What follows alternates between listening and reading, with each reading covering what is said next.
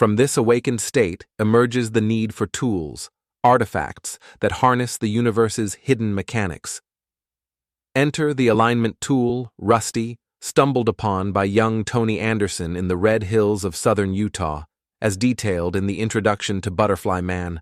This relic, a fragment of a sophisticated machine's dashboard, bonds with Tony through a quantum event triggered by his touch and a head injury. The tool's connection to the receiving stones, quantumly entangled artifacts capable of transmitting optical, auditory, and visual data across timelines, ushers in a new era. These stones, scattered by Mormon pioneers to evade a U.S. Army battalion, become the fulcrum of a program that spans 12-dimensional timelines, as described in the book Game Directive.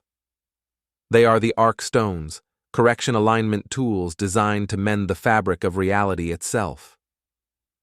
Science Prophets of the Ark Stone Timeline by Nada Stroll. Read free on Amazon now.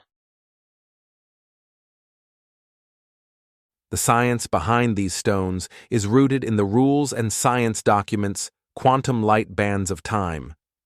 These bands, both vertical and horizontal, form cylindrical multidimensional bands that oscillate forward and backward, reflecting time's waves like a cosmic symphony. The Ark Stones tap into this symphony, enabling their bearers to observe and manipulate event horizons, critical junctures where timelines converge or diverge. For our evolving ape, now a proto-human, guided by Satonium and the stone's power, this marks the transition from passive participant to active architect of destiny. The time flux operator, F-time flux, or nobody, ensures these manipulations align with the Israel Event Horizon Verification System, a checksum of reality's integrity that prevents paradoxical collapse. This frequency was meant to find you. Like, subscribe, and let your echo carry the covenant forward.